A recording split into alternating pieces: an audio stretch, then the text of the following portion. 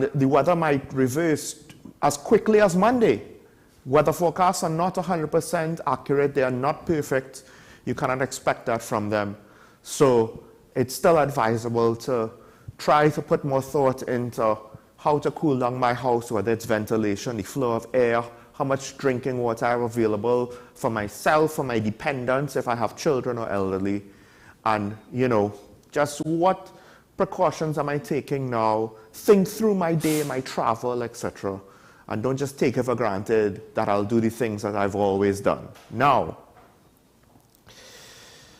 we also got some other good news that actually somewhat surprised me, and I wait to see. I don't think we have the full terms and conditions yet. However, I'm getting ahead of myself. Let's kick off this morning's daily review.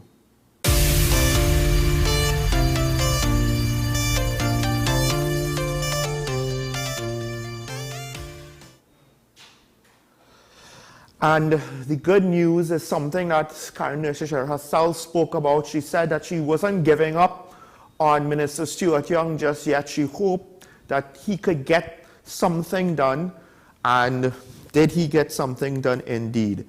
The deal with the Dragon gas field between Trinidad and Venezuela seems to be on.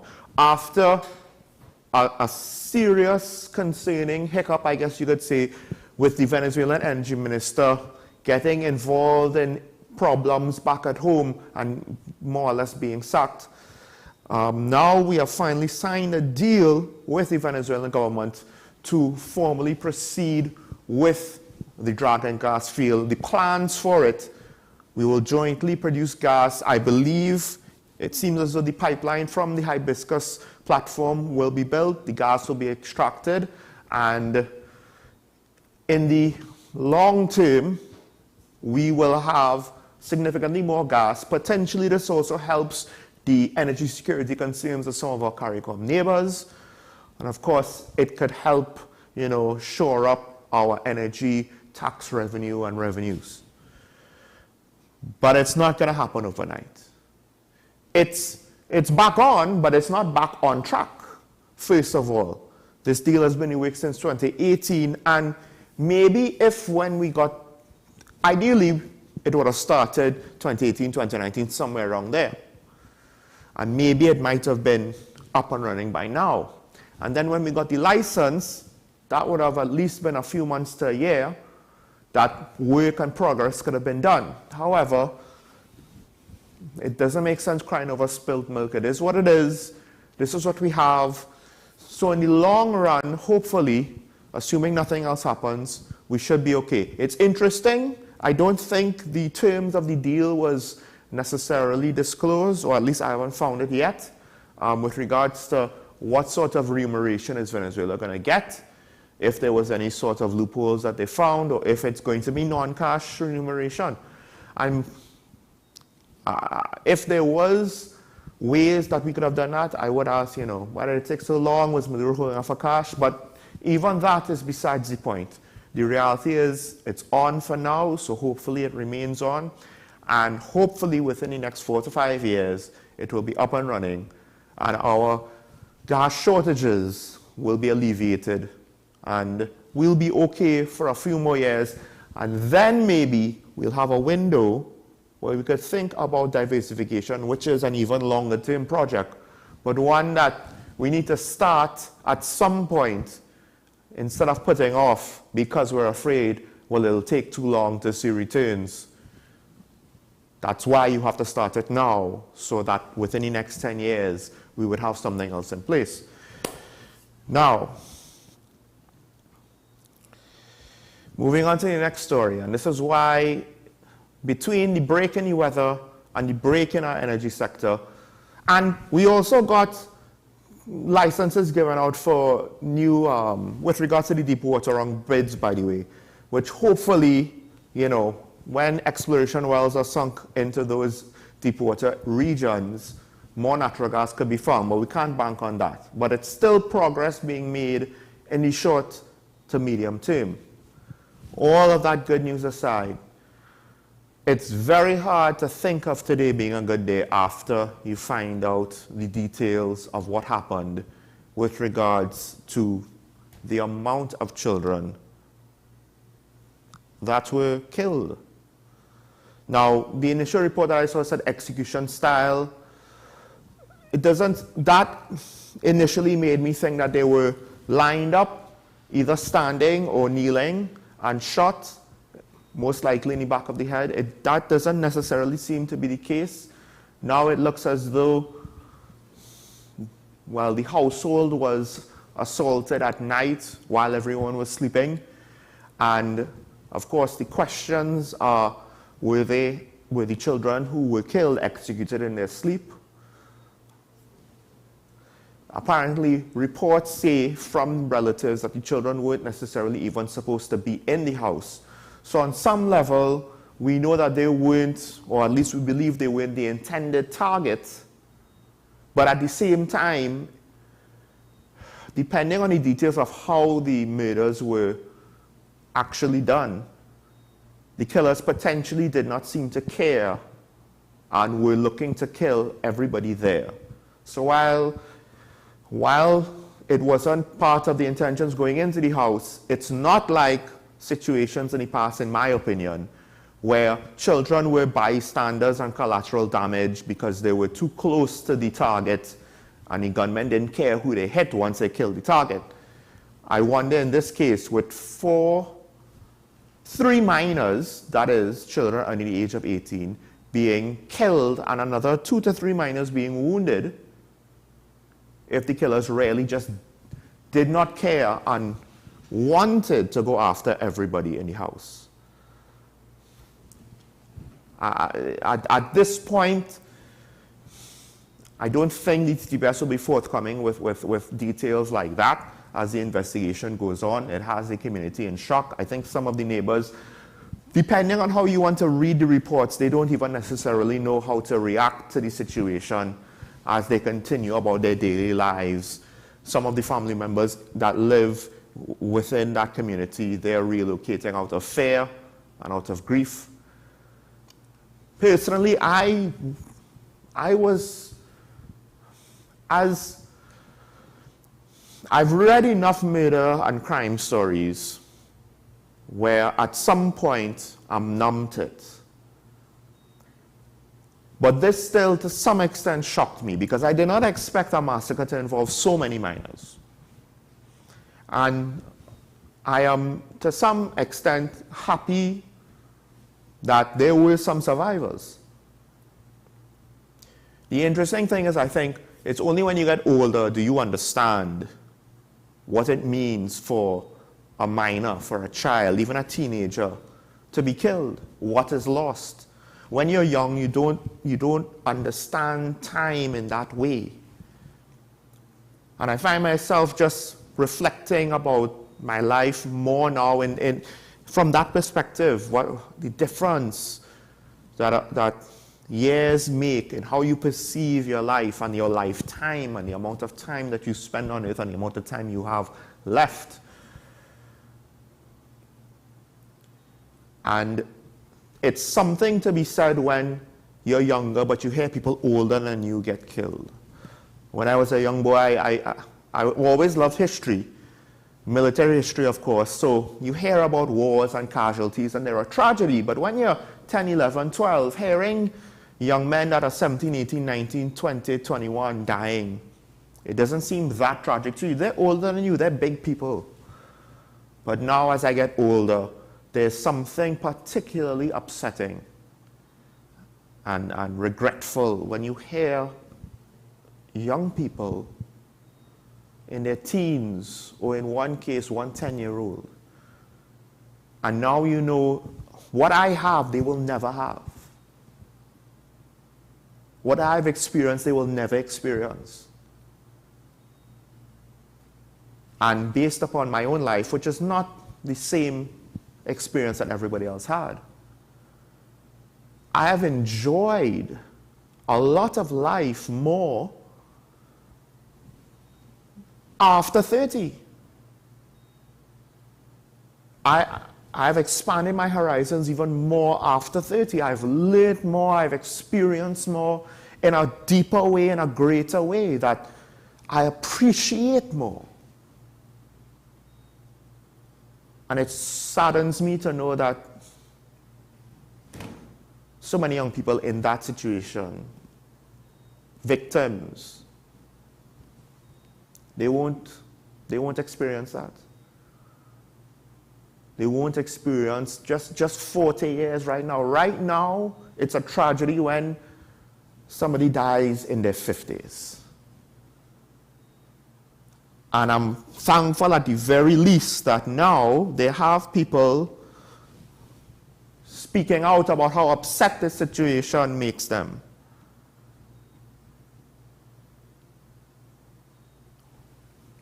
But I do wonder, I was speaking about the loss of life of children months ago. And I did not see enough urgency, because it wasn't just that the murder rate was around the same, maybe a little less.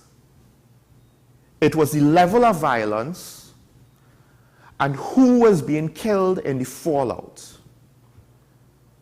We were lucky this week, a baby came within probably an inch or two of dying as well in a separate incident. So, going back to the whole government and opposition are both saying, let's talk about crime. That's basically where it's reached right now. Who is going to put up and who is going to prove to be lacking? And even then, we have no guarantees that they will be able to solve everything. But I'm not asking the government and the opposition to solve everything overnight. I'm just asking for a good effort.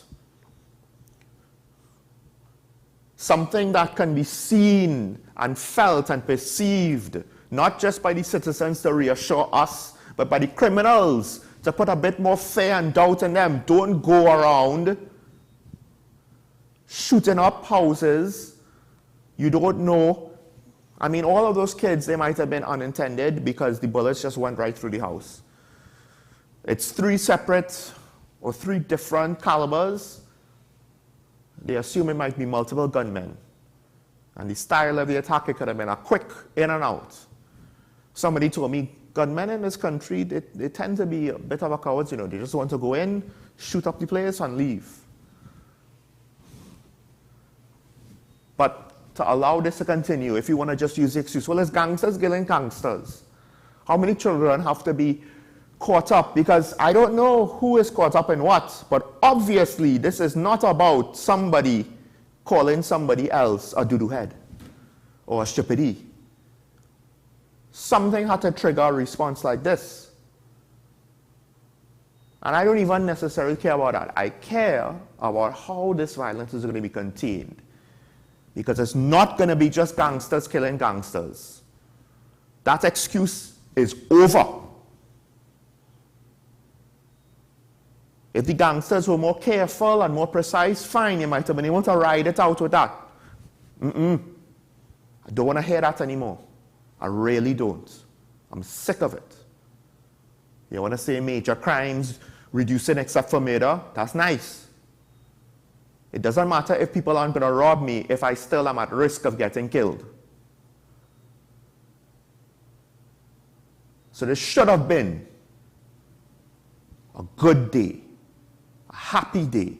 I'm sure the government thought, hey, when we get this done, boy, we have something good to tell the people, and we could ride this out, a wave of positivity, and I really, honestly wish I could, because it's not every day you have the potential for good news for the country. But unfortunately, today is not that day. So like I said, we're going to see who from the government or opposition is going to walk the walk, talk the talk, or who is just bluffing and playing politics.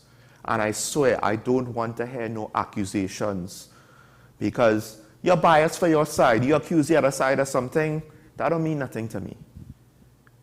Prove to me that you did all you could. I don't care about what the other side did. You don't talk about the other side. The UNC don't talk about PNM, PNM don't talk about UNC. Leave that for others. Leave that for others to judge. You just talk about you.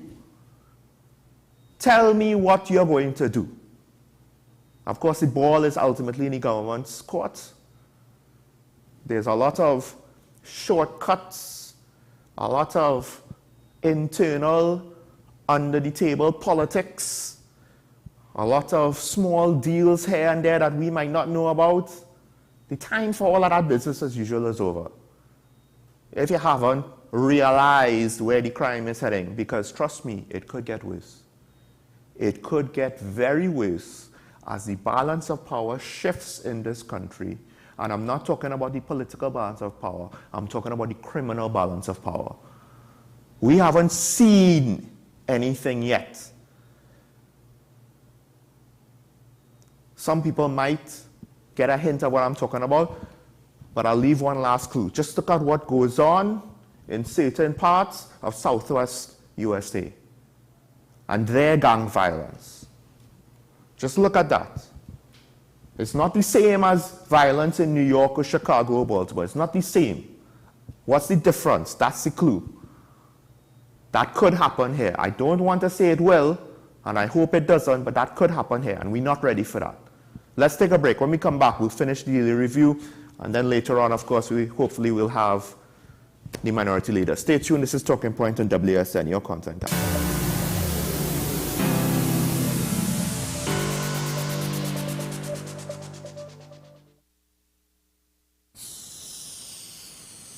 If these walls could talk, they'd cry uncle. They didn't plan to become offices or yoga studios. But they've stood by us, even when we got a little stir-crazy. For that, they deserve some thanks. They deserve Benjamin Moore. Let the Home Store turn your house into a home you love. Get everything you need to give your home that special look and feel. We offer household items, lawn and garden, paint center, hardware, plumbing, lighting and electrical, toys and storage solutions. 5 convenient locations: 6th Avenue Barataria, The Falls at Westmore, Pennywise Plaza Shoguanas, C3 Center Branch and C3 San Fernando. Check out our Facebook page for more information and come visit us today. The Home Store. Turn your house into a home you love. From Maracas Bay to Arafita Avenue and Piaco, Richard's Bake and Shag brings the world's most popular fish sandwich closer to you. Open daily at all our locations. You gave us the inspiration to be first. We gave you the solutions that put you first. You walked with us side by side, and we continued to serve you with pride. First Citizens celebrates with you 30 years of achieving dreams, shaping success stories, and painting brighter futures together. And together, we'll accomplish so much more. First Citizens, together, 30 and beyond.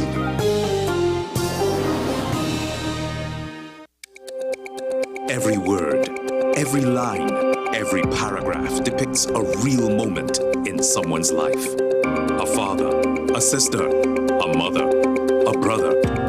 We at Newsday are dedicated to you, the people, and through independent, unwavering journalism, strive to always bring your stories to life. Because your stories are more than just words. Newsday, independent and credible.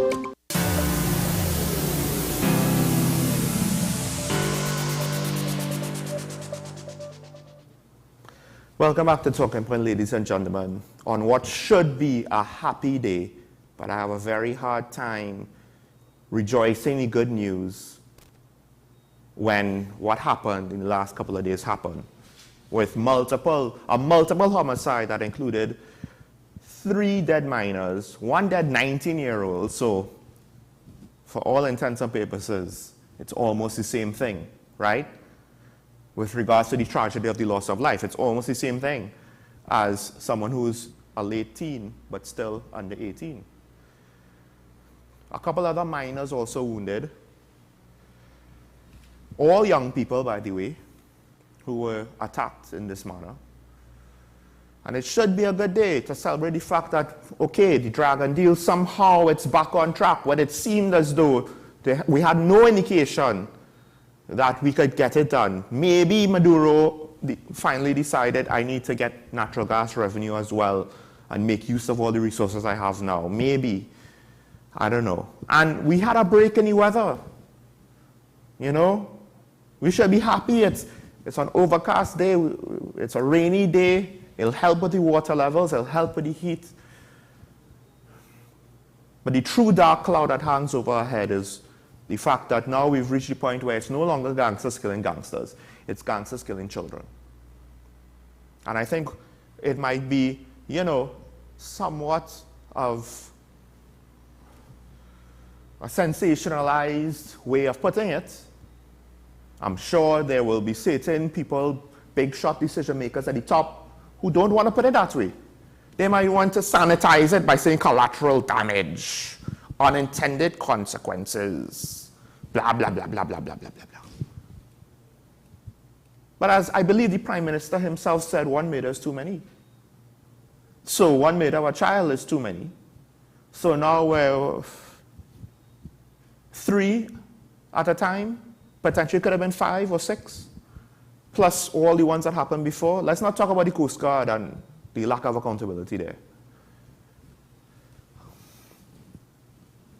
Moving on though,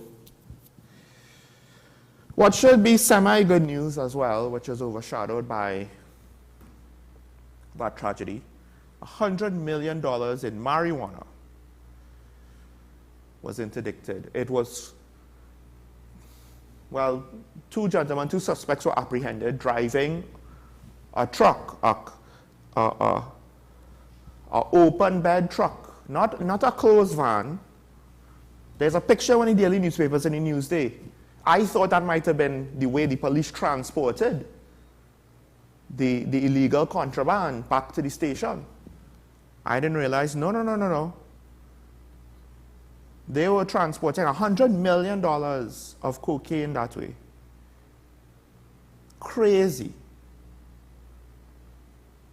Sorry, marijuana. Now, if it was cocaine, great, you know, we don't want any of that touching the streets. Marijuana is in a weird place, right? Because it's decriminalized. You could grow a certain amount and have a certain amount in your possession for your own use. And yet it's still profitable. It's still profitable for the criminal underworld to bring in 1 truckload is $100 million. Think about that. Think about what else in this country. This is not a big truck, folks. Think about what else in this country might be worth $100 million that could fit in a Kia K2700's bed. This is a small truck. This is a truck that could go on the fast ferry. You don't need the cargo boat. $100 million. And this is going to be very, very unpopular. This is going to be unpopular for those like some of our callers. I think Mr. Sanvananu says, you know, and in some law enforcement circles where the use of it is affecting young people. Well, I would argue back when I was going to school, I'll be blunt, no pun intended. We had a study group. I go to study. When we go on break, everybody disappear in a dark corner. They lighten up. I didn't even know they were lighting up. Somebody had to tell me they were lighting up.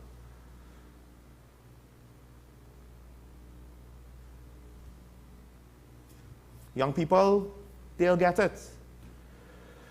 Maybe it's in a no man's land now. It should be regulated like alcohol. It should be distributed like alcohol.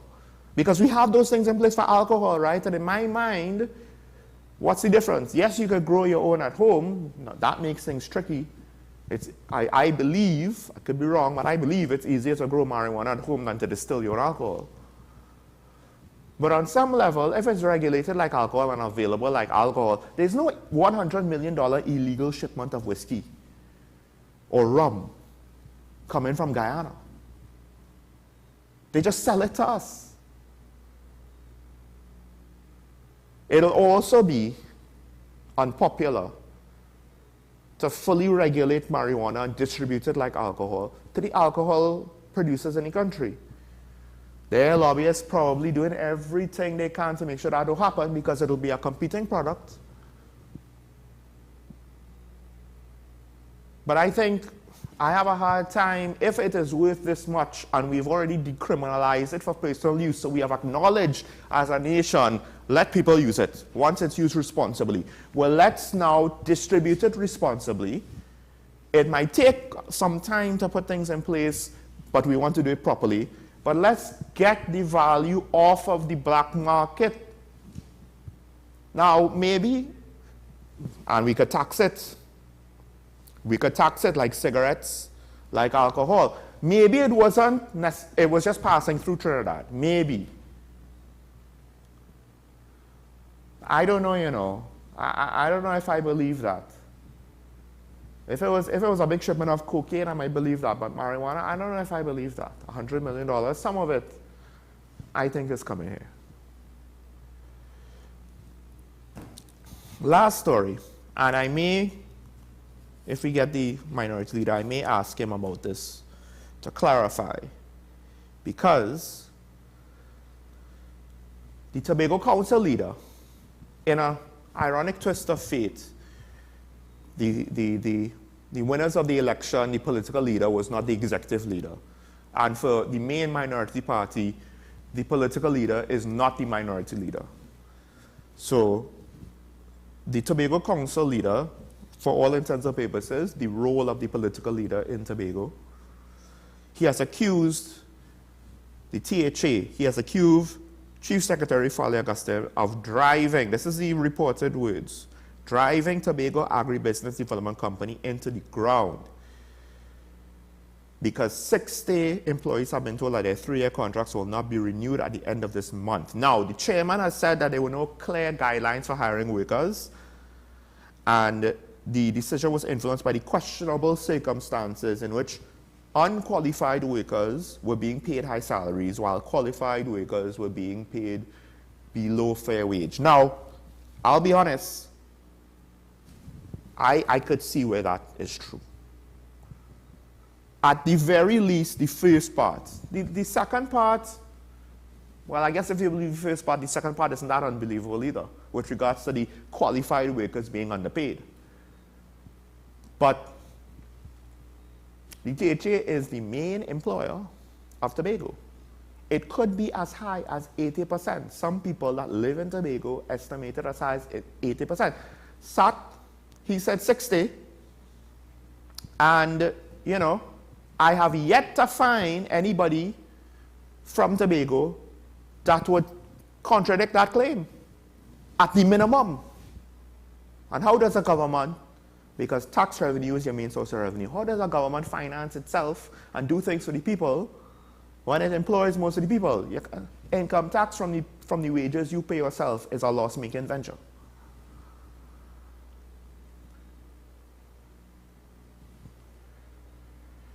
However, the minority leader is claiming that the mismanagement, the wastage, and poor policies, because it has been a year and a half, led TATCO to operate at a loss and in a state of destitution.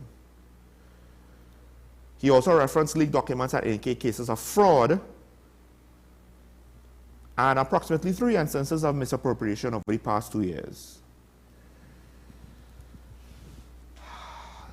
The thing is, I don't know who to believe in this situation. In part because this is the first I'm hearing. Maybe other people might have heard more before. This is the first I'm hearing about TATCO having issues. So maybe we could ask the minority about that, but he, of course, as part of the PNM, it wasn't his press conference.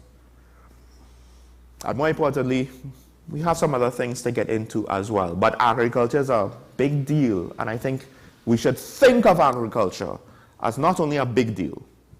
If you don't think about it, retrain your thoughts. It's a big deal in this country that has no food security and has no diversification. But it should be a bigger deal moving forward. All right, let's take a break. When we come back, we welcome the minority leader. Stay tuned to Talking Point.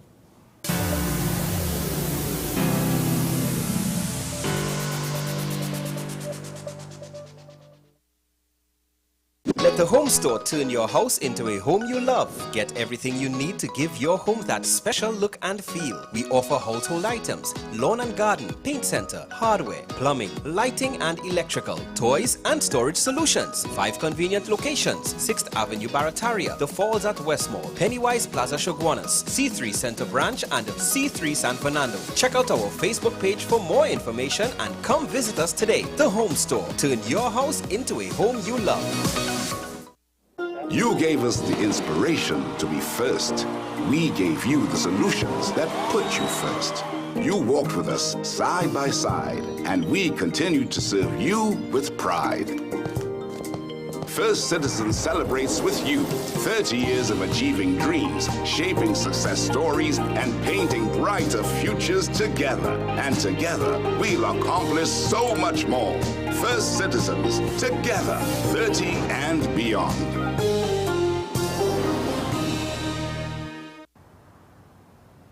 Bill and Ruth fell in love with the Benjamin Moore color Dry Sage, but they tried to match it using another brand's paint. I mean, it's close enough. Almost identical, really.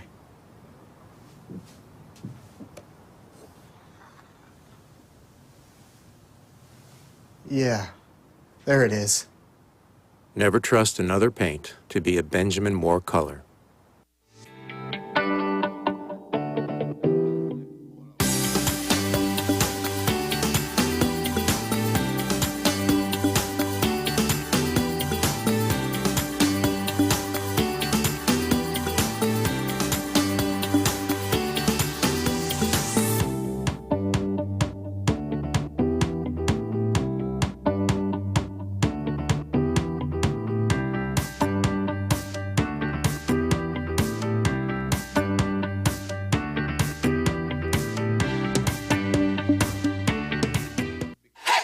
FanZone, your reliable, authentic supplier, has just gotten better. You can now visit our website www.fanzonett.com for your authentic wear and collectibles. The only place where you can use both your Visa debit and credit cards. Visit our website fanzonett.com to make your purchase today. Congratulations to the Nicole Lawson Live Show, which received special mention in the Best Magazine Program category at the CBU Caribbean Media Awards in August 2023. On the next episode of Nicole Lawson Live, Living in Victory Every Day. If you had a choice to go back and be the 18-year-old, Nope. But for most of us, June, we wish we had youth again, at least a little 20 years or 10 years, and you are saying no. Right where I am, this is who I want to be. You ain't going back. You don't want to go back at all. Why? No. I don't want to be 18. Yeah. I don't want to be 35. I don't want to be 50. I love being me because I see the maturity in me that I will look back at and say, you really did that? Like, really? That's the best you could have done? Seriously? Reduce your expenses. You must find a way to cut back on your expenses. Okay, if it means writing down your monthly expenses, you have to do that. And you need to be able to see which ones you need to cut off.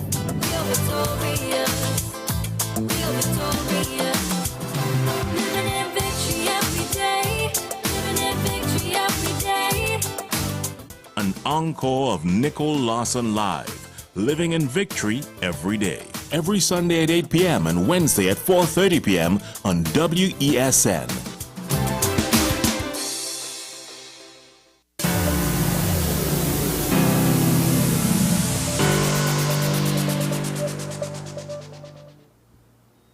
Welcome back to Talking About, ladies and gentlemen. And as I've been saying all show, this should have been a good week. Not only did we get good news about the Dragon Gas deal, not only did we get a break in the weather, but our sister Isle of Tobago, they got the main cargo ship back this week, right? And from what I understand, and my guest could, add to this, just in time before certain stocks started to really get critical with food and beverages, etc., etc. But ironically, of course, it's hard to celebrate on what we've able to either fix or achieve in this week with the crime situation that happened this week, we dodged, a baby dodged a bullet, and so did we. I think collectively we thought, only to have the next day many children being, well, multiple children being killed and wounded in a mass shooting event. And then on top of that now, your Tobago Council leader, just to, I know this wasn't what we planned, but I just want to ask you to comment. Your leader of the Tobago Council, he has brought up an issue with TADCO and the fact that 60 employees have been told that their 3-year contracts will not be renewed. Now, the chairman has made some counterclaims. I know you're not necessarily taking the lead on this, but if you could just comment on this for the people, what you know. So let me say good morning first and foremost to you and all our viewers listening on this program. And as you rightfully pointed out, this situation at TADCO is one that is a very sad situation, because in the midst of all that we are going through as an island and a country, we just come to find out that 60 persons, 60 Tobagonians with families, some of them single mothers, they are now in a situation where they are without a job, without an income, and absolutely don't know if they're going to retain those jobs. And I listened to the chairman of TADCO making these spurious, unfounded allegations as to the hiring practice not being in line with proper HR. But it's because the hiring practices were in line with proper HR why the former administration ensured that when the companies, that is the cassava production company, the fishing processing company, and the Tico Swab, when they were merged to form TADCO, we gave the assurance to workers that your circumstances will remain almost the same as they were before. And it is for that reason, in filling the vacancies that were now created in this new company, the administration attempted to ensure that those positions matched as close as possible the positions to which workers previously were engaged in. So to make the claims that persons weren't qualified and all those kind of spurious allegations is in fact just a cop-out, because these persons were fulfilling the functions that they were so engaged and employed to do. So what this is a continuation of the political persecution of persons believed to be supporters of the PNM, when in fact I know there are many persons who supported the administration that is now feeling the brunt of the wickedness of this TPP administration. Well, I just want to, as a follow-up, was any sort of press conference or press release or communication about the claims? Because I would think that if you have a situation that is this big, this isn't a small thing to say that 60 plus people, Massey just laid off 9 supervisors and that made news. So was any sort of press release or communication or press conference from the administration, the executive, the chief secretary, or any one of the line secretary, given to explain the situation beforehand, or is all of these claims from the chairman coming after the fact? And that is the point. This is a wicked, evil, dastardly act against Tobagonians. And the point is, these workers were just recently at a public community meeting, a worker of TADCO would have raised certain concerns, and the chief secretary gave them the assurance that all is well with TADCO and all is well with their job security.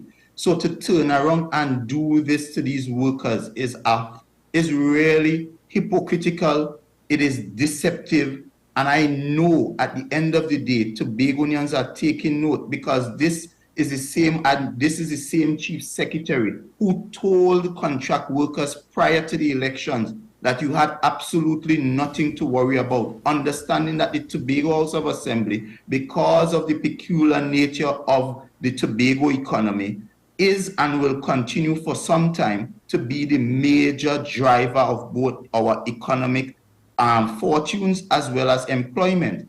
And therefore, when you in one go lay off over 60 persons, that means therefore you are inflicting a serious economic wound on the people of Tobago. These are families that are now unable to provide for their children, unable to participate in the economic activities of the island. And therefore, I cannot fathom in a situation where the management of TATCO has been so poor, where the board decisions, you have TATCO spending over $150,000 on all fours. Imagine a company with the mandate to produce and market the food of farmers. They are spending $150,000 on an all fours tournament. But when the fire has really come home to roost, it is the workers that is feeling the brunt of the pain for the poor management of persons such as this chairman Ricardo Alfred. We have a situation where the political leader pointed out over 30,000 chickens, that is over $3 million, is at this point not good for consumption, not good for sale. And these are policy decisions, have nothing to do with the workers. And if anybody should be fired, if anybody should be relieved, it is Mr. Alfred and the entire board of TATCO. They should be the one that is handing in their resignation at this time. Well, there is a certain irony, twisted irony in some of the last things that you said, because literally last week, the supply line to Tobago was significantly reduced. Some supplies still were being able to come through from the landing craft. For all intents and purposes, it was a fraction of the cargo ferry. And from the fast ferries that can't carry the type of weight that the cargo ferry, the Cabo Star would. So, I mean, this is the actual topic that we planned for today. So I want to ask now, with regards to the supplies on the island, now I've heard that there were shortages, of course. It was reported, one distributor, Almandos, he had to close down shop for at least a day. But the supermarkets, they seem to have enough stock to ride out the lack of a cargo ferry, at least in the short term. I don't know necessarily how long that would have lasted. So was there any sort of long-term consequences for the ferry going down this time? In my opinion, there were the last time this happened, but this time was shorter. Was Tobago able to ride it out a lot better? Well, let me say this first and foremost. What would have transpired was an accident, something unplanned. And, as much as, sometimes it's easy to be a critic, easy to be cynical, but we have to give kudos to the management of the port. We have to give kudos to the government for their quick response. And you would have recalled very early I asked and called on the board to have this matter resolved. And we saw very quickly we had a short-term kind of short gap measure. And therefore we also had in that arrangement the Cabo Star coming on back in a short space of time. So I want to compliment and commend the board of directors, Mr. Alexander and the team, for the dedication to ensure that this situation was rectified in the shortest space of time. Having said that, I want to go back to the mandate of TATCO. TATCO was created to assist Tobago to become self-sufficient in terms of creating its own food, so that if situations are transpired with the boat, the basic fundamental food, that is bread, that is our flour, and that kind of thing, Tobago can produce these things right here in Tobago and be able to feed itself in any form of natural disaster or so forth. TATCO has lost its way under this administration. TATCO is getting into things that is not to the benefit of the farmers. The farmers are complaining at this time. We had a situation where TATCO should be focusing on developing farmlands so that farmers would have plots to produce food. TATCO has moved away from that. Those projects are shelved. We had a situation where we had a packaging facility, which would have allowed TATCO to manufacture flour and do all those kind of added value products. TATCO, that whole program has been shelved as well.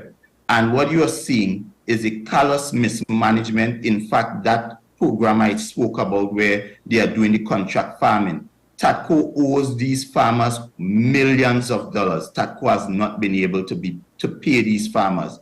TATCO owes suppliers millions of dollars. They are not able to pay these suppliers. And what we are seeing is a clear case of mismanagement. And I'm saying it is unfair that after TATCO has been so poorly managed, it is the workers that are now feeling the brunt of the mismanagement of, firstly, Mr. Ricardo Alfred and his board, and the overall executive led by Farley Chavez Augustine. This is something that Tobagonians are crying out about, understanding. It is 60 families. It is 60 Tobago human beings that are now on the breadline. And when you add that to the 550 persons that were summarily fired in the same kind of disrespectful way, these workers would have given their sweat and their blood to this organization, and to just let them go without the courtesy of a proper meeting, without any proper severance. This is indeed unfortunate, it is callous, and it is wicked. Well, I mean, again, I understand that the timing for this situation and potentially some of the allegations could not be better highlighted by the fact that when the cargo ferry went down, Tobago really potentially would have had to rely on its own production and supplies in order to see it through. But and you know, another point I want to raise with this, one of the points this cargo situation has galvanized is how intricately and intimately Tobago is connected to Trinidad. And you would have seen over the last couple months especially, a clear attack. In fact, they would have declared war on the people of Trinidad, war on the government of Trinidad and Tobago. And therefore, this ferry, the fact that we didn't have the ferry and the fact that we are seeing how dependent we are on Trinidad tells me that, you know, this whole mantra of separating Tobago from Trinidad is one that is ill-advised, one that is just downright dotish, and one that Tobagonians should reject frontally. Because at the end of the day, our connection to Trinidad is more than simply the economics, is more than simply about the politics, but it's also about survival. And we have seen that Tobago, as of now, we have not developed the capacity to be able to carry the burden of our needs without the inclusion and involvement of Trinidad. So I am saying, in fact, the Tobago House of Assembly, one of their focus, instead of fighting with the government, it should be to see how we can collaborate, how we can work with the businesses to ensure there's adequate storage capacity in Tobago, just in case, because we are dealing with climate change at this point. And to say we don't know what kind of natural disaster, catastrophe we can experience as an island and as a country. And therefore, we should ensure that we have the kind of storage capacity that would ensure that we can survive, even if there's disruption in the ferry service and air and sea transport. So that should be the focus rather than fighting and fighting up.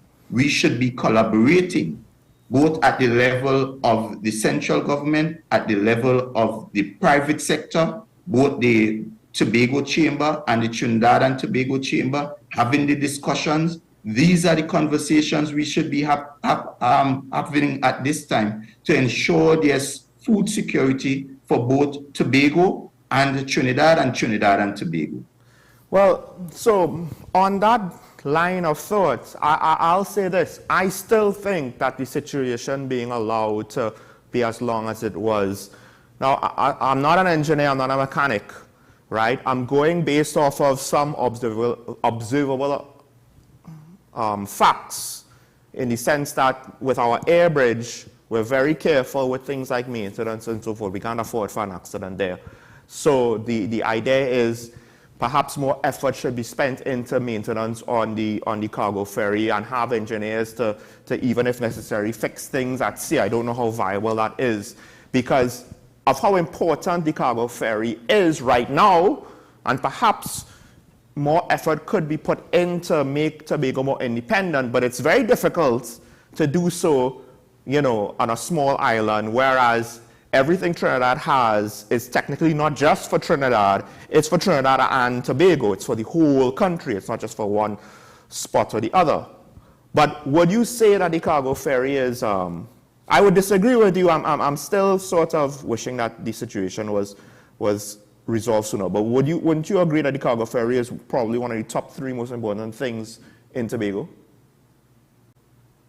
Oh, gosh. It seems that we might have lost the minority leader, Mr. Morris, there with that last question. I was hoping that he wasn't frozen while I was asking the question, but that's more or less, we're more or less out of time. So I guess instead of asking a question, I will wrap things up by saying I do wish that maintenance for our ferry service was better, just overall, for the passenger ferry as well as for the fast ferry. Because we ask a lot out of these boats, and, well, we have him back. We have him back. Check and see if you're muted, Mr. Morris. Yes, let me just apologize. I had a small technical difficulty there. Well, I was just saying that I might disagree with you. I'm still not satisfied with the level of maintenance on the ferry service because I think one could put it as one of the most important things for Tobago. It speaks to food security, it speaks to essential supplies. The ferry service also provides passengers and tourism as well. Oh my goodness. All right, folks, I'm sorry, Mr. Morris, the technical difficulties, we'll have to end it there. So I'll wrap it up by saying this. The situation with TADCO, it's ironic that it happened now. And I hope to hear more from it. And Mr. Morris alluded to the fact that we didn't necessarily get anything up front with regards to the difficulties in TADCO that the chairman claims to be there. So technically, that's bad communication, and it could be perceived that you're just giving us the excuse after the fact, after your hand is caught in the cookie jar.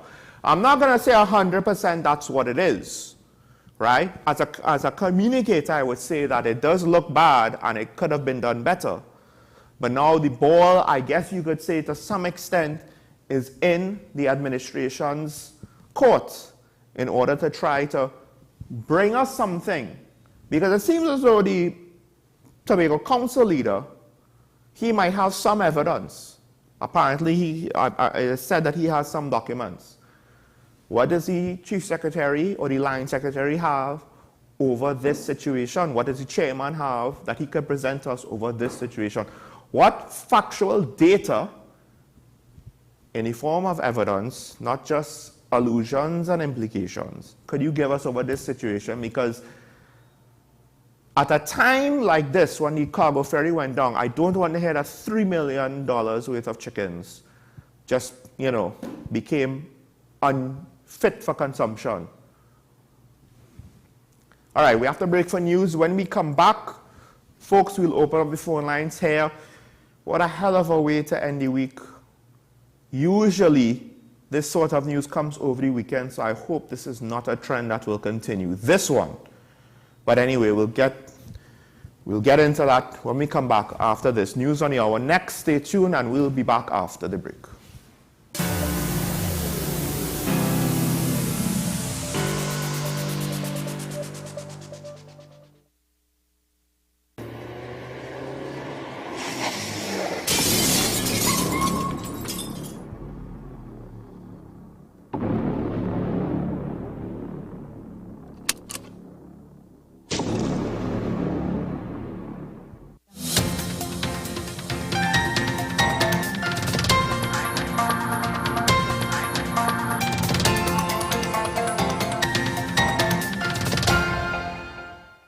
Here is the WESN News on the Hour. I am Sarah Ali. Thanks for joining us. Here are the headlines.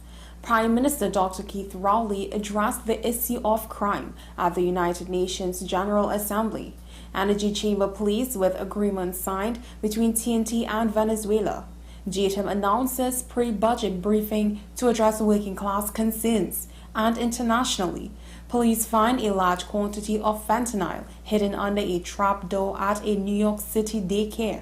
Now for the details. During the 78th session of the United Nations General Assembly held in New York, Prime Minister Dr. Keith Rowley reaffirmed Trinidad and Tobago's unwavering commitment to contributing to the achievement of the United Nations Sustainable Development Goals. Addressing the Assembly on Thursday, Dr. Rowley drew parallels between two pressing global issues. He emphasized the challenge with crime and guns within the region. Only today, Mr. President, we experienced the loss of life of 5 members of one family killed by an assailant with an assault weapon. Mr. President, this situation has worsened largely because of the accelerated commercial availability coupled with illegal trafficking from countries of manufacture into the almost defenseless territories of the Caribbean. During his 22-minute speech, Rowley also addressed the urgent need for member states to join forces to assist Haiti. The Energy Chamber says it is pleased that Trinidad and Tobago and Venezuela have signed an agreement to work on the Dragon field in Venezuelan waters. It congratulates the government of Trinidad and Tobago for delivering this agreement, and in particular the Minister of Energy, Stuart Young, who says it has worked tirelessly to secure the agreement in a very challenging environment. The Joint Trade Union movement has announced plans to tackle pressing issues that are impacting the working class, including the shortage of foreign exchange. The JTM is scheduled to hold a pre-budget news briefing at 9 a.m. today. The briefing will take place at the premises of the Banking and Insurance General Workers Union located at 85 8th Street, Barataria. During this event, JTM President Ansel Roger and other prominent leaders will address the current challenges facing the working class. This revised version maintains the key details of the original story while offering a slightly different phrasing for clarity. Internationally, police have found a large quantity of fentanyl, other drugs, and paraphernalia hidden under a trapdoor at a New York City nursery, where a boy died from exposure to the opioid. Photos released by New York City Police Department show more than a dozen plastic bags filled with brown and white powders. Police said an investigation is ongoing. The 1-year-old died from a suspected drug overdose at the daycare last Friday. Well, that's news to the hour on WESN. I'm Sarah Ali. Thanks for watching.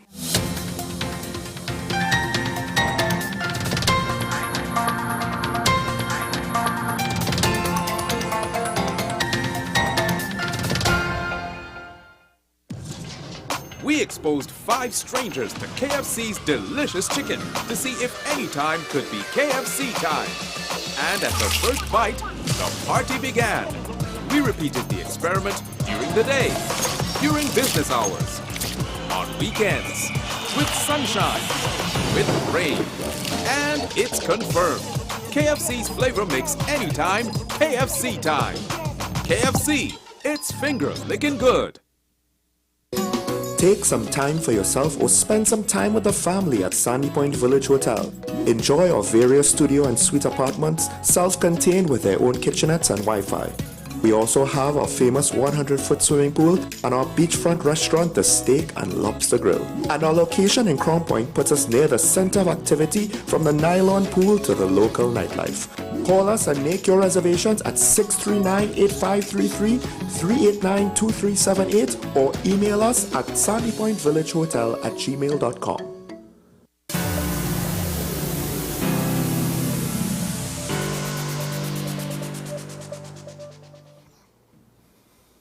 Welcome back to Talking Point, ladies and gentlemen. Of course, now is the time we open the phone lines. We didn't necessarily get our callers, didn't call in about the situation with the mass shootings, with the mass killings. yesterday. If you want to speak about that, I know it's alarming. Perhaps maybe part of the grieving process is to talk about it. There are other things that are happening. There should be good news. There should be good news with regards to our energy sector, despite the fact that I do want to see diversification in the long run. I do want to see us start now. But here's the rub. I think crime should be the priority in the budget. And the only reason why the economy needs to not be deprioritized is you don't want to cause more hopeless situations where people turn to crime, or people think crime is better than trying to work a 9 to 5. So the phone line should be open. Call in. Let's talk about whatever you want to talk. There are a couple other stories that I couldn't get into this morning, and if I have time, I'll just mention them over the course of the segment. Do we have any callers waiting, by the way? Okay, so for what it's worth, let me get into them. There's one story that I found interesting. It doesn't seem quite as important with the weight of the news between Venezuela, Tobago, and Arima. But the Law Association, apparently, they're paying their fees. Sorry, attorneys are paying their fees to the judiciary. And the Law Association is speaking about the issue that the fact that they're being charged on the U.S. side at a time when there's a forex crisis, at a time when there's a credit card limits are being reduced. The question is, why is a domestic charge being on the U.S. side? Anyway, we'll stick a pin on that. I know not a lot of people necessarily want to cry tears over the difficulties and challenges of lawyers, but we'll stick a pin on that. Let's get to our first caller from San Fernando. Good morning.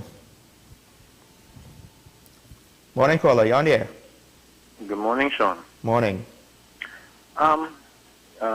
You alluded, well, you said it this morning, and you know I would be upset. That, I'm going straight to it.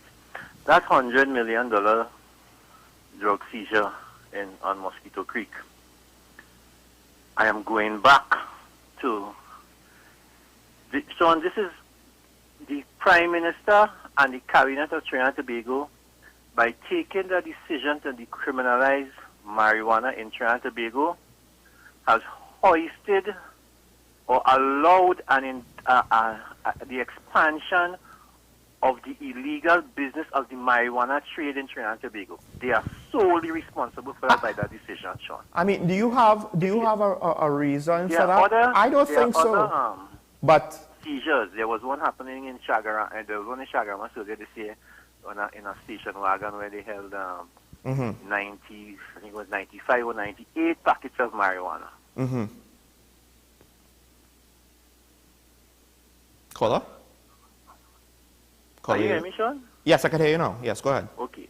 Yes, and this is a decision that I think I have been speaking about this. I have tried, Sean, in all quarters to try and get this decision reversed seriously, because you would probably need to speak to a neuroscientist to understand the effects of marijuana on the brains of these young men, and I'm specifically pointing out young men in Trinidad and Tobago. Yeah. Because that is where a lot of our problems have been and continue to be, especially those who are not performing well. John, I am telling you, these young men, based on I have done a lot of on-the-ground work with this. The amount of young men in Trinidad and Tobago should not smoke marijuana every day. They smoke it every day. Sometimes more than once a day, twice a day. Until we decide that we're going to take the bull by the horn and say enough is enough, these things are going to get worse and worse and worse. And my issue is, let me just say this one more thing to you. The Superintendent Smith said the 70 kilograms that they got in the truck. Yeah. That it has a street value of $100 million roughly. Sean, do you know? If you work the maths, that is 700,000 grams. 700,000 grams into $100 million. The decriminalized marijuana, they say you can have up to 30 grams on your person. Yeah. That works out to over $4,000 in marijuana that a person can have on their person without being locked up. Yeah, 4,000. Yeah. Total numbers for you. 4,000 people. We have to stop this, or else our young people are Well, going to caller, stay on the line. I have a question for you, because now I know you won't have liked it, and I'll admit, what I was saying was that it's fully regulated. That will include things that prevent your concerns. Son, I really can't hear you. You can't hear me? Spotty on my end. Sorry. All right, well, maybe you can listen off air. Maybe you can listen off air, and if anything, call in again. Okay, we have a caller from Tunapuna, so we'll take this call and then I'll ask the question that I wanted to ask. Well, I'll throw out the question for Mr. San Fernando here. Okay, so we lost the caller from Tunapuna as we got him. The thing is, after hearing your comments, Mr. San Fernando, my initial reaction, I'm not saying that it should be a free-for-all. And perhaps, consider this, perhaps doing it like how we have it now, where it's decriminalized, you can have 30 grams, you can grow 4 plants or whatever. In this kind of halfway measure, it's still illegal, it's not regulated. Doing it like we have it now might possibly be the worst way to do it. And maybe you're right, maybe we either, I would like to see us try to have it completely regulated, like alcohol, because a lot of the same things, alcohol could be addictive, they have alcohol, etc. But either have it completely regulated, well thought out and robust, or make it completely illegal. I don't think this halfway informal thing is working. I'll give you that, because the street value is still there. And there are concerns about how people are consuming it. We have a caller from St. James. Good morning, caller. Yes, good morning. Morning. Sean, listen, I want to preface my statement with an old saying. Do so and like so. Now, from what Mr. Morris was saying is that the workers were assured that they would keep their jobs and so, on one hand. On the other hand, he has to reflect on what his leader, political leader, did. Dr. Rowley with Petrotrin is the same thing that happened there. So probably he could learn a lesson from that. Okay? But I sympathize with the workers because, as I said, it's the same thing his leader did. Okay? Bye. That's a good point, caller. Thank you for that. I mean, it's true, which is why you have to be careful what you say. But I find that politicians do not consider the long-term implications of what they say, with very few exceptions. With very few exceptions. They're there, and if you look out for them, you could find them. Anyway, we have a caller from Diego Martin. Good morning, caller. Good morning, Mr. Sean. Okay. I want to talk about the massacre. And it looks like there is confusion if it's 4 or 5, but that's beside the point. I want to talk about how our Prime Minister acknowledged this massacre on the global scale. And he went on a global scale. I don't know if he reflected on what he was going to say, but he basically confirmed what the Canadian advisory basically said about Trinidad. You understand? Yeah. That we are dysfunctional, we are in total collapse. And what he's telling visitors, potential visitors, do come to Trinidad because we in a situation that we, the government, cannot handle. And we, the government, blaming the guns. We, the government, can't think. Look at what has happened with how the Commissioner of Police relegated the massacre.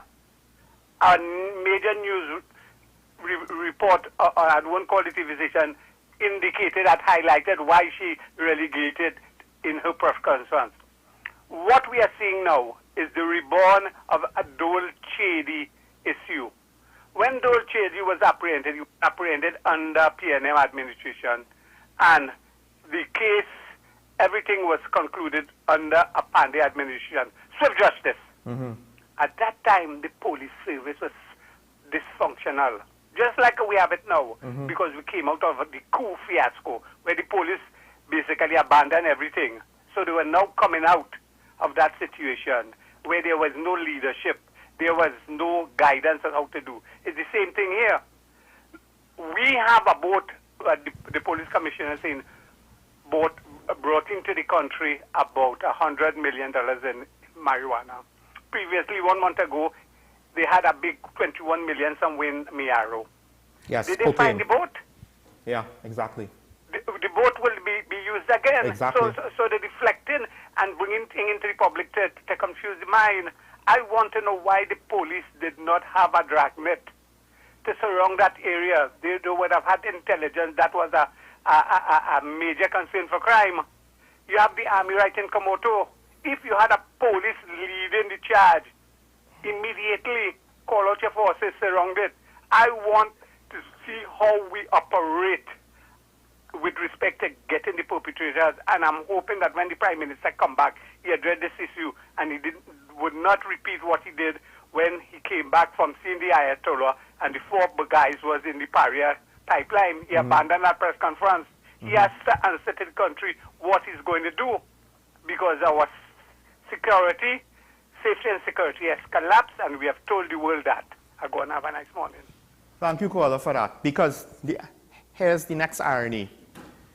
The Prime Minister who is telling the world, who is talking about our crime. Yeah, we have an airport that's for 3 million visitors annually, while the number of people coming in is nowhere near that.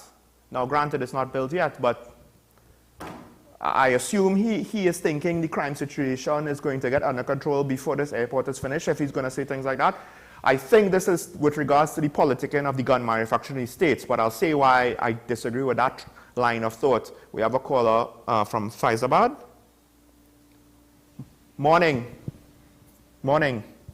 I want to touch on a couple of things. Firstly, with the lady who was crowned to represent Trinidad, the Venezuelan woman. Yes. You know, I heard on I-95.5, I think it's some Marcel interviewed the lady, and he went to tongue at her when he asked her what's the watchword. Yeah, I saw that. And she couldn't respond positively. Yeah. I mean, I'm sure if you ask about 40% of Trinidad and Tobago might not know it, Yeah. Because I can remember very well our Minister of Health, when he said, together we aspire, together we achieve. And nobody took him to task for that. You remember that, Sean? Yeah. Good. No. So you're seeing the level of hypocrisy with respect to the Tobagonian guy. And he must remember that the Prime Minister was the one who said he's not going to shut down Petrotrin. Yeah. He's talking 60 people. We are talking 6,000 people in Trinidad. You see? So the Prime Minister and Augustine seem to be singing from the same hymn book. That's a good way to put it, caller. Huh? That's a good way to put it. Yes. The other thing is the Superfast Galicia. I feel Rohan Sinanan and them supposed to be making a jail this morning because they took out a boat that was serving the Tobago ferry run, I mean, extremely well at a cheaper cost.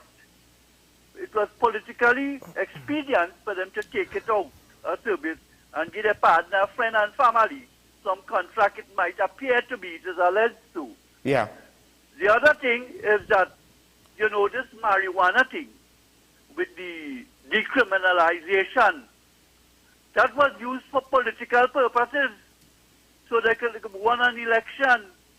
You know, the election has come and gone, and we are now being left with the fallout. Can you imagine that I've not seen one person being convicted for smoking marijuana in the public? Well, and the excuse for that is that they have no books from the government printry to prefer the charges against these people. My last point is that another election exploit that went on was in the Industry Park Palaceco, which used to be the velodrome. 2 days prior to the local government election, they had a big entourage down there with turning ceremony.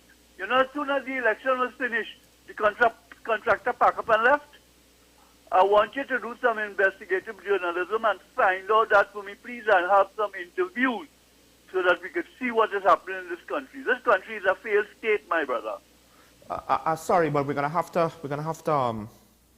We have another caller waiting. I don't want to have them wait any longer. I'll comment after the next call waiting on the line. Good morning, caller. Thank you for the call. Good morning, caller. You're on the air. Hello, good morning, Sean. Hi, morning.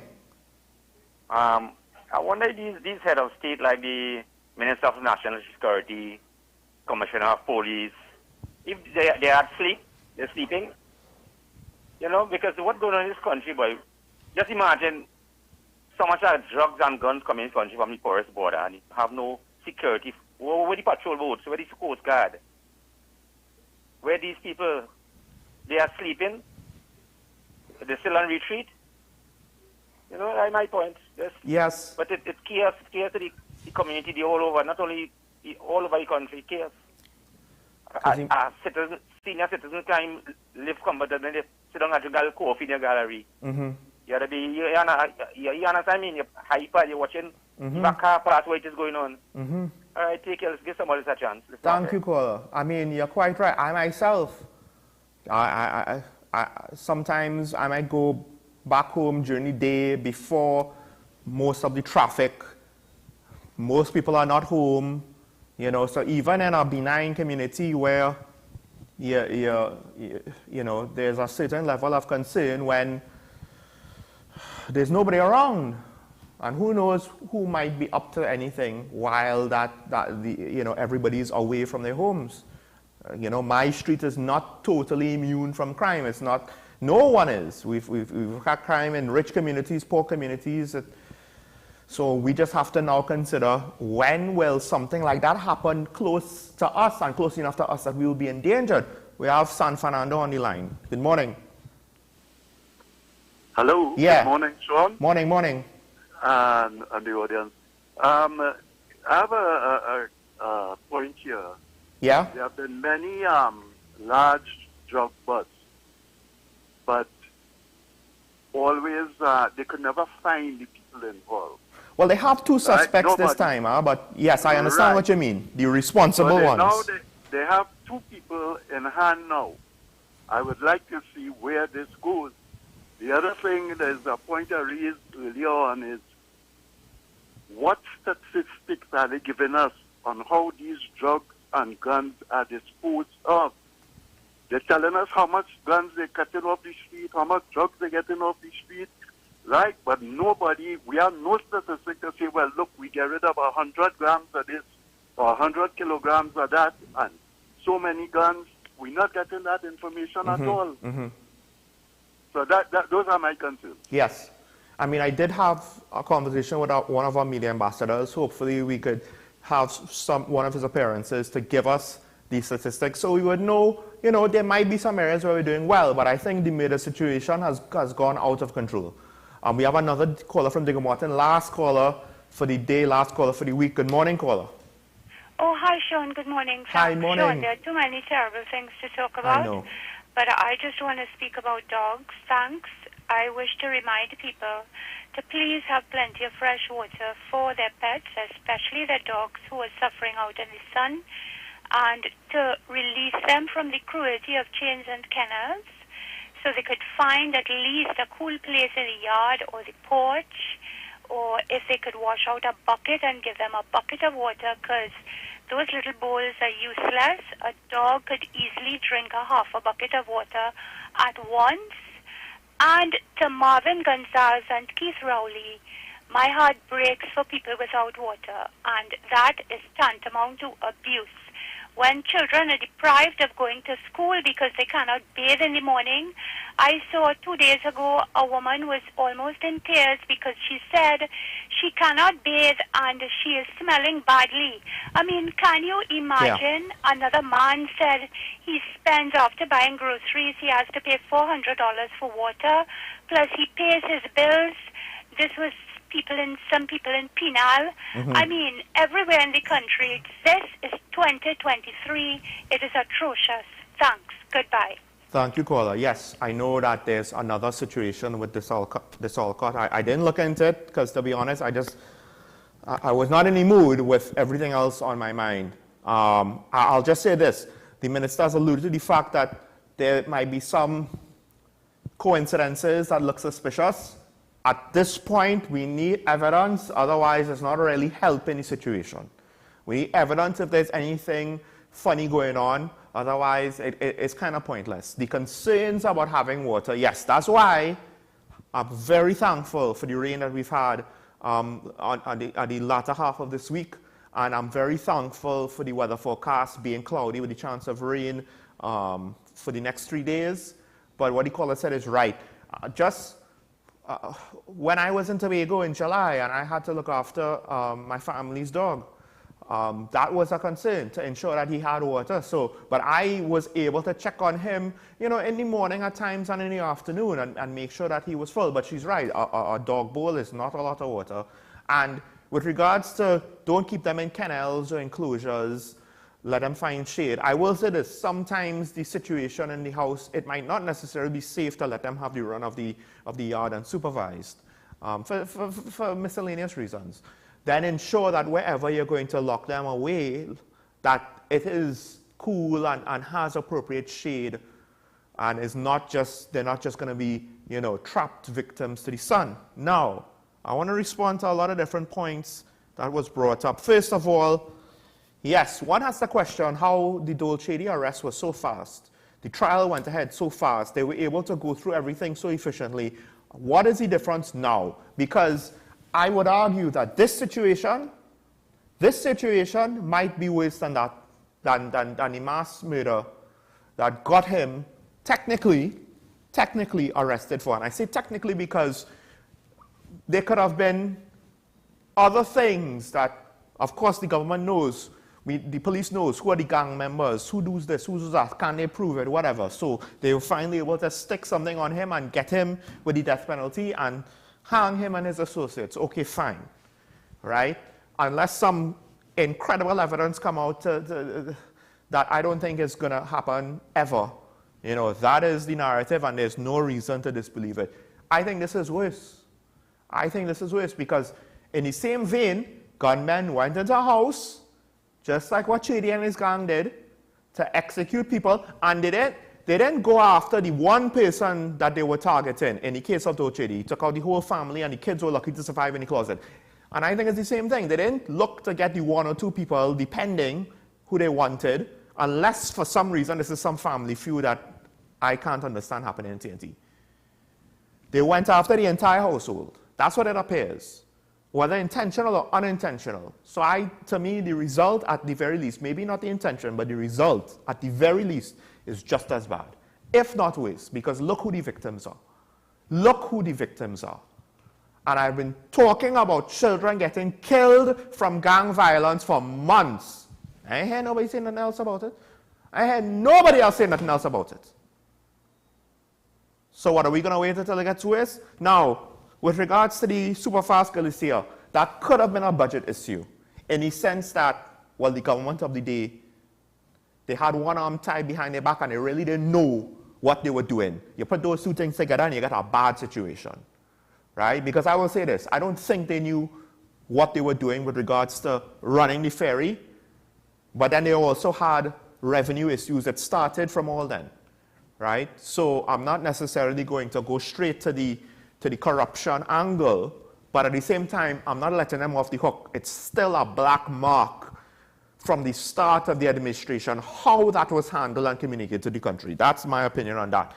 I think the Prime Minister, with regards to what he said, it might be alluding to wanting to put the blame on the gun supply, of which they want to go with regards to the, I believe it's the Mexican lawsuit that we are a part of, and the distribution of illegal weapons from American gun manufacturers, which is true. Some of the guns that were confiscated over the last couple of years, they very much look like modern ARs or similar equivalents, composite material rifles that would come from a modern manufacturer. But I will just say this, let's not mix matters. Let's not get confused here. If they can't get it from the north, they will get it from the south.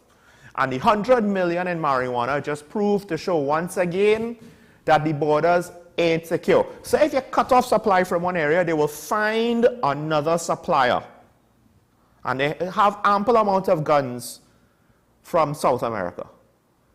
What is the mission of the Coast Guard? Are they executing it? Patrol the waters. Do we not have enough to patrol the waters? What do we need to do to reasonably patrol the waters? I don't expect it to be perfect. And what is the regiment doing?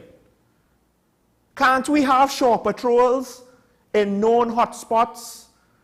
You get a patrol, 6 to 10 men, 6 to 12 men. They run an exercise. You're not hitting every beach every night, but you do it randomly. Once they know that you're looking out for them, they'll have to be more careful. They'll have to clench up, and maybe they might have to reconsider what they're doing. It'll make it harder for them. Make it harder for them. You're being paid to defend the country. We don't have an external threat except from what's coming into the country. So right now, the blood of those 4 children, or 3 children, and 1 19-year-old, that's basically on everybody's hands who's been complacent about crime. Everybody. And that's the politicians on both sides of the aisles. Come down. I understand what both sides are trying to do, but it's not enough. I don't know what else to say. It's hard to say have a good day under these circumstances. Do your best, Trinidad and Tobago. And remember, when the opportunity for your voice to be heard comes up, make every use of it. Every radio show, every TV show, whether call-in segment, letters to the editor, and most especially when the politicians want to come out to your house and tell them what they will do for you, ask them, really and truly, what have you done for this? Children being killed. Come on. Hopefully this weekend will not be as bad as the end of this week. Try and do the best you can to make it a good day for yourselves and those around you, and don't take your time on this earth for granted. And I will see you next week.